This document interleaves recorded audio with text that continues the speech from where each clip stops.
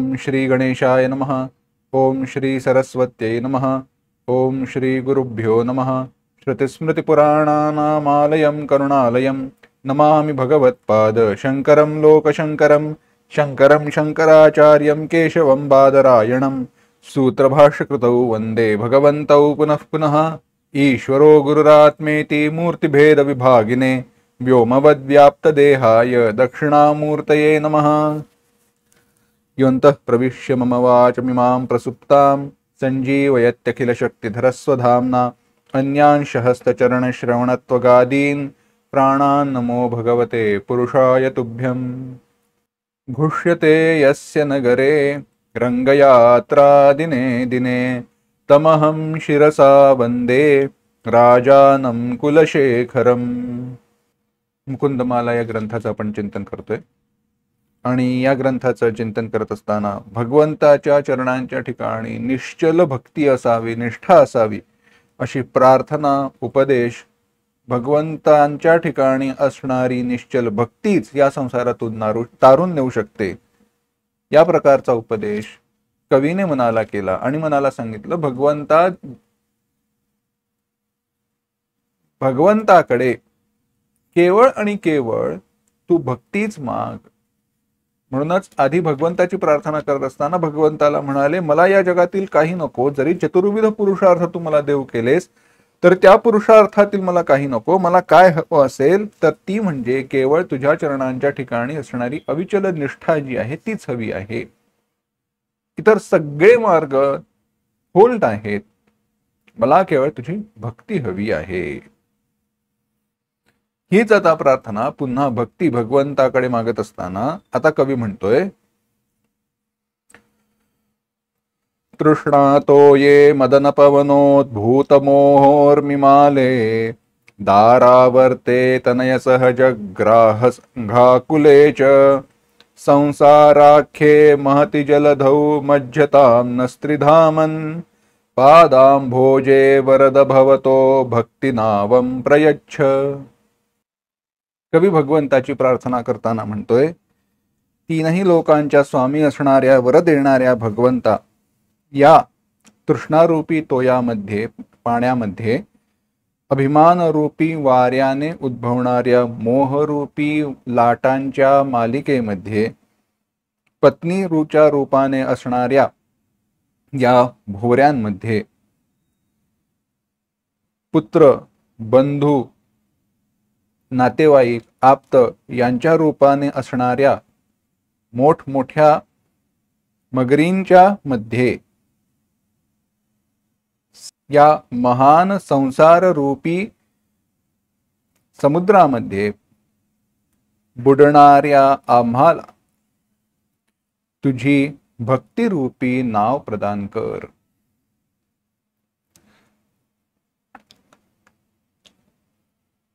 कवी इथे भगवंताची प्रार्थना करताना म्हणतोय, भगवंता तुझी भक्तिरूपी नाव आम्हाला प्रदान कर। आतापर्यंत जो उपदेश झाला त्याचाच पुन्हा इथे विस्तार केला जातोय, पुन्हा तेच सांगितलं जात आहे।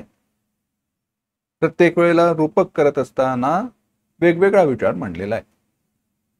आपली अवस्था काय आहे हे सांगत असताना मागे आपण कसे संसारामध्ये अडकलेलो आहोत, आपल्याला कशा कशाचा त्रास होतोय, काय होत आहे हे सगळं सांगितलंच, आणि त्यामध्ये तुझी भक्तीच आम्हाला तारून नेईल हा विचार सांगितलं।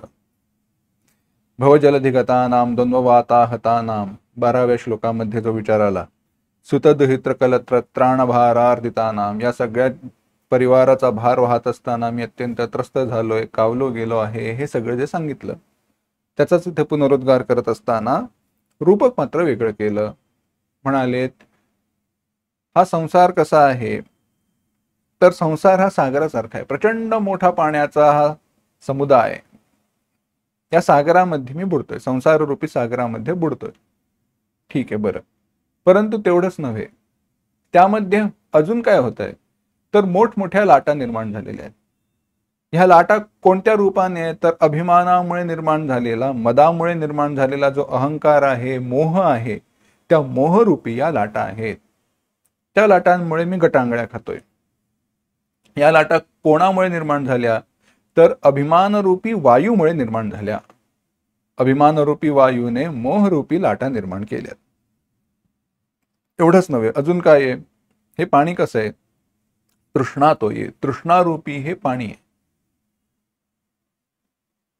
आपल्या जीवनामध्ये आपल्याला असणाऱ्या ज्या काही तृष्णा आहेत, इच्छा आहेत, अपूर्णतेच्या परिपूर्णतेसाठी काहीतरी प्राप्त व्हावं हे जे वाटतंय, ते हवं असं वाटणं, ती सगळी जी तृष्णा आहे तेच हे पाणी आहे. यामध्ये सुसरी आहेत, मगरी आहेत, मोठमोठे मासे आहेत, जे आपल्याला आत ओढून नेऊ इच्छितात. ते कोणत्या रूपाने आहेत? तर आपले जे काही आप्त स्वकीय नातेवाईक, मुलापासून बंधूपासून सर्व, ते सगळे ह्या मगरी सुसरी आहेत. पत्नी ही त्या भोवऱ्यासारखी आहे. या सगळ्या अडचणींमध्ये, या सगळ्या त्रासाने ग्रस्त झालेलो असताना, बुडत असताना, मला तारून नेणारं जर कोण असेल तर भगवंता, केवळ तुझी भक्तिरूपी नौकाच मला याच्यातून तारून नेऊ शकते. ती भक्तिरूपी नौका जी आहे, ती नाव जी आहे, ती आम्हाला दे. विचार तोच आहे. दृष्टांत वेगळे दिलेत, उदाहरणं वेगळी दिलेत, रूपक वेगळी केली आहेत. परंतु आपल्या परिस्थितीचा जर का विचार आपल्याला लक्षात घ्यायचा असेल तर एक कथा सांगितली जाते, अत्यंत सुंदर कथा आहे. झालं असं, एकदा एक मनुष्य वनातून जात होता. आता पलीकडल्या गावाला जायचं, दुसरा मार्ग नाही. मग आता काय करा? ही जुनी गोष्ट आहे. ज्या वेळेला आत्ताच्या सारखे रस्ते नव्हते, महामार्ग नव्हते, दळणवळणाची साधनं नव्हती, एकट्या दुकट्यानेच प्रवास करावा लागायचा. परंतु गाव काही फारसं दूर नाही, तसा अगदी काहीच थोडंसंच अंतर आहे, काहीसाच मोठासा रस्ता आहे, छोटासा रस्ता आहे म्हणा. 2-3 तासामध्ये अंतर कापता येऊ शकतं, एवढं अंतर आहे. त्यामुळे हा एकटाच निघाला. जात असताना अचानक वाघाची गर्जना ऐकू आली. घाबरला, मागे वळून बघितलं तर वाघ होता, म्हणून पळायला लागला. आता जीव खाऊन पळायला लागला. पळता पळता पळता पळता पळता झालं असं की आता वाघ आपल्यावरती झेप घेणार की काय, आता आपल्याला पकडतो की काय, असं वाटून त्याला समोर एक वडाचा वृक्ष दिसला, वटवृक्ष दिसला. त्याच्या ज्या पारंब्या लोंबत होत्या त्यांना पकडून तो सर सर सर सर वरती चढू लागला. अर्ध्यावरती चढून गेला. आता काही वाघ पुढी मारून देखील आपल्याला पकडू शकत नाही हे लक्षात आलं, परंतु वाघ खालतीच घोटाळत राहिला. त्याच वेळेला ह्याने ज्या वेळेला त्या पारंब्यांवरनं वरती चढायचा प्रयत्न केला, त्यावेळेला त्या पारंब्यांनाच वरती असणारं जे मधाचं पोळं होतं, मधमाशांचं पोळं, ते जागं झालं. पोळं उठलं, मोहोळ उठला आणि माशा घोंगावायला लागल्या, त्या मधमाशा. आता त्या मधमाशा येऊन याला डंख करू लागल्या, पण हात सोडता येत नव्हता. याचं कारण असं आहे, हात सोडला तर खाली वाघ होता. आता काय करावं याचा विचार करत असताना त्याचं लक्ष गेलं तर त्या पारंबीवरनं सरपटत एक साप त्याच्या दिशेने खाली येत होता. आणि त्याच वेळेला मग त्याचं लक्ष गेलं आणि पाहिलं तर याच्या वजनाने ते मधाचं पोळं जे हललं होतं, त्या मधाच्या पोळ्यातनं एक मधाचा थेंब आता खाली पडत होता. आणि त्या थेंबाला पाहून याने जीभ बाहेर काढून, तोंड पुढे करून तो थेंब आपल्या तोंडात पडायचा प्रयत्न करू लागला. त्याचा म्हणजे तो पडणारा जो थेंब आहे तो आपल्या जिभेवर पडेल असा प्रयत्न करू लागला. आपली ही अवस्था अशी आहे. हे सगळं काही होत असताना क्षणभराचं का होईना ते सुख मला मिळावं हा आपला प्रयत्न आहे. तो मनुष्य काय, इकडे आड तिकडे विहीर जे आपण म्हणतो तसंच आहे. इकडे आड तिकडे विहीर म्हणत असताना मध्ये पण त्याला त्रास आहेच आहे. वाघ होता, मागे लागला होता, केवळ पळण्याचे श्रम होते. आता त्या मधमाशांचे डंख सहन करावे लागतायत. वर्ण समोरून मृत्यू येताना दिसतोय, कारण तो काळा सर्प मोठा, तो जो नाग आहे, तो साप आहे, तो येतोय त्याच्या दिशेने. हे सगळं असताना आता करावं काय? दुसरा काही मार्ग नाही. परंतु काय करणार? राहिला तसाच बसून, दुसरं काही केलं नाही. अशी ही आपली अवस्था आहे. या संसारामध्ये सुखाचा दुसरा कोणताही मार्ग नसताना प्राप्त होणाऱ्या विषयाच्या सुखामध्ये नंतर दुःख प्राप्त होतील हे जाणूनही आपण त्याचा स्वीकार करत असतो अंधपणे. हा संसार आपलाच आपण करतो, आपण आपलासा करतो. हा बंध आपल्याला आपला वाटू लागतो. मग असं झालेलं असताना यातून सुटण्याचा मार्ग काय? कवी म्हणतो, पादाम भोजे भक्ती नावम प्रयच्छ. तुझ्या चरणांच्या ठिकाणी असणारी जी भक्ती आहे, ती भक्तिरूपी नावच आम्हाला याच्यातून तारून नेऊ शकते. तीच आम्हाला दे. ही शरणागती आहे. आणि असं भगवंताला शरण गेल्याशिवाय या संसारातून आपण वाचून पुढे जाऊ शकत नाही. आहे असं लक्षात घ्या. याच्यातून आपणच आपल्याला वाचवून नेऊ शकतो. थोडं विषयांतर करून सांगतो. भगवंता, तुझ्या चरणाच्या ठिकाणी असणारी जी भक्ती आहे, ती भक्तिरूपी नाव आम्हाला दे. हे सगळं सांगितलं. त्याच्यामध्ये जो शरणागतीचा विचार आहे तो हाच आहे की भगवंता, तूच एक आमचा आधार व्हावास. मागील भागांमध्ये याचा उच्चारण झालेला आहे. लक्षात घ्या, जोपर्यंत हे शरीर सुस्थितीत आहे आणि सुख देणार आहे, तोपर्यंतच इतरांना याची किंमत आहे, चिंता आहे.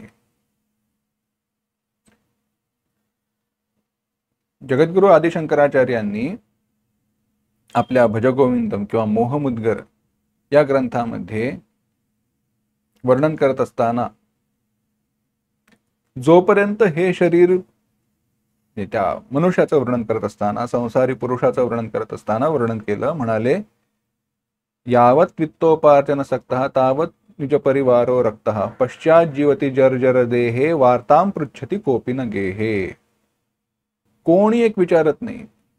भार्या बिभ्यती तस्मिन काय. जोपर्यंत शरीरात प्राण आहे तोपर्यंत, नंतर पत्नी देखील घाबरते. हे शरीराच्या ठिकाणी असणारं ते वैराग्य असलं पाहिजे. तात्पर्य विचार एवढाच आहे, काही नाही. जोपर्यंत या शरीरामध्ये ती ऊर्मी आहेत किंवा या शरीराच्या ठिकाणी इतरांना आसक्ती, तोपर्यंत ते आपल्याला आपलंसं करतात आणि आपल्याला वाटतं आपण त्यांच्यासाठी अधिक प्रिय आहोत. अशी चूक करू नये. त्या मगरी सुसरी त्या पाण्यामध्ये आहेत आणि त्या आता आपल्याला कधीही पायाला पकडून ओढून नेतील, ही जेव्हा जाणीव होते, त्यावेळेला त्या पाण्यात देखील राहावं असं वाटत नाही. परंतु ही सगळी अवस्था कधीपर्यंत असते? जोपर्यंत आपण पाण्यात बुडतोय, गटांगळ्या खातोय तोपर्यंत. पण याच सगळ्या अवस्थेमध्ये वर्णन काय काय आलं? मोठा समुद्र आहे, सागर आहे, जलाशय आहे, त्याच्यामध्ये मोठमोठ्या लाटा निर्माण झालेल्या आहेत. त्या लाटा निर्माण झालेल्या असताना त्या लाटांमध्ये जे पाणी आहे, म्हणजे त्या लाटांमध्ये किंवा त्या पाण्यामध्ये मगरी सुसरी फिरतायत, भोवरे निर्माण झालेले आहेत. परंतु हे सगळं असताना देखील आपण पाण्यात पडलेलो असू तर त्रास आहे, परंतु एखाद्या सुस्थिर अशा नावेमध्ये असू तर काही होत नाही. आपण सुरक्षित पलीकडल्या स्थानावरती, पलीकडल्या तीरावरती पोहोचतो. म्हणूनच भगवंता, तुझ्या चरणांच्या ठिकाणी असणारी भक्तिरूपी जी नाव आहे ती आम्हाला दे, अशी प्रार्थना भक्त कवी भगवंतांकडे करतोय. पुढे अजून अशाच प्रकारची प्रार्थना भगवंताकडे कवी करणारे, भगवंता तुझ्याशिवाय दुसरं काही नाही, असं म्हणणार आहे, परंतु तो विचार पुढील पाठामध्ये पाहू. ओम असतो मा सद्गमय तमसो मा ज्योतिर्गमय मृत्योर्मा अमृतंगमय. ओम शांती शांती शांती. हरि ओम श्री गुरुभ्यो नमः. हरि ओम.